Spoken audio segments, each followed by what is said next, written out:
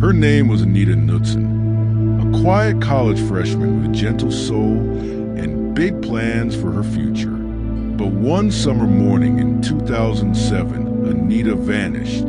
Days later, her body was discovered in her bedroom, and for over a decade, no one could say what happened or why her best friend, her roommate, never seemed surprised.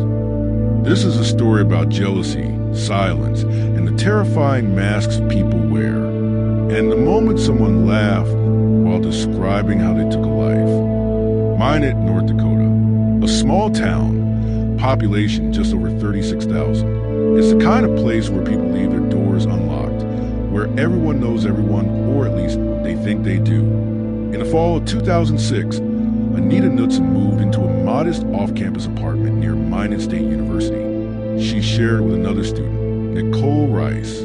At first glance, they looked like any other pair of roommates, young, ambitious, and trying to figure life out. But things weren't that simple. Anita was quiet, a homebody. She didn't party much. She worked part-time to pay her way through school and spent most of her time studying or calling home. Nichole, she was the opposite. Social, outgoing, with a reputation for partying and drinking. And slowly, the cracks began to show. Friends of Anita later said there was tension in the apartment. Nichole could be moody, quick to anger, and while Anita tried to keep the peace, something darker was clearly brewing behind the closed doors of that small shared space. Still, Anita stayed. Maybe she thought things would blow over. Maybe she believed people could change. Or maybe she never saw the danger coming. June 4th, 2007. Anita's parents hadn't heard from her in days. That wasn't like her. She always called home. Always. Her father, Gordon Knutson, drove to her apartment. The door was locked. No one answered. But something felt off through the bedroom window. He could see her feet. He broke in, and what he found inside would haunt him forever. Anita Knutson was lying face down on her bedroom floor, covered by a pink robe. She had been stabbed to death, multiple wounds, no sign of forced entry, no sign of a struggle. Her phone and purse were still there. Nothing was stolen. The killer hadn't broken in. Someone she knew had walked right to the front door. Nichole Rice, her roommate, told police she had left town that weekend to stay with her parents. She said she barely spoke to Anita lately, that they were growing apart. But friends told a different story, one full of resentment, arguments, and threats. Investigators questioned Nichole early on, but without physical evidence or confession, the case stalled. Years passed. Nichole moved on, got married, had a child, built a life. But behind the scenes, detectives never stopped watching her. Then, in 2022, 15 years after Anita's death, they brought her in again. And during that interrogation, Nichole laughed as she talked about Anita. And suddenly, everything about her demeanor began to crack. March 16, 2022. After years of silence, Nichole Rice was arrested at the Minot Air Force Base, where she worked as a civilian. 15 years had passed, but the case had never really closed. Detectives have been quietly building a case, gathering witness testimony, old statements, and inconsistencies. The new evidence wasn't a murder weapon or DNA. It was the patterns, the contradictions, and the demeanor.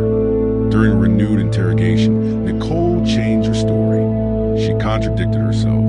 She laughed at odd moments. She referred to Anita in the past tense before being told she was dead. And what really stood out to detectives was the total lack of remorse.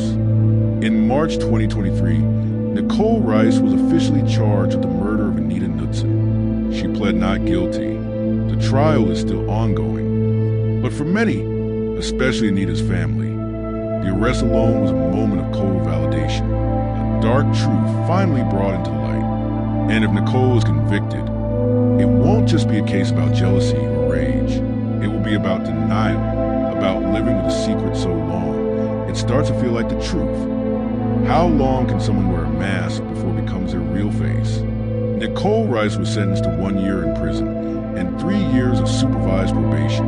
The courtroom erupted. Some cried. others left in silence. In prison, Nichole reportedly remained isolated, largely keeping to herself. She declined interviews, refused to attend group sessions.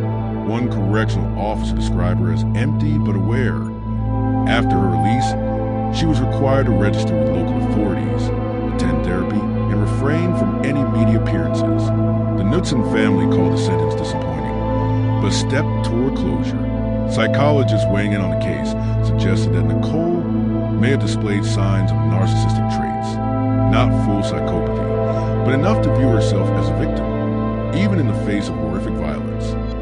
One expert said, when someone can laugh while describing murder, it's not just guilt they buried, it's empathy. The case raised questions about overlooked violence, about college housing conflicts that escalate, about how long a mask can stay in place before it slips. Today, Anita's room has been cleared out, her journals returned to her parents, her grave marked with a single word: loved. What does it mean when the person who lives beside you starts to hate you in silence? And what does it say about us that it took 15 years to finally ask why?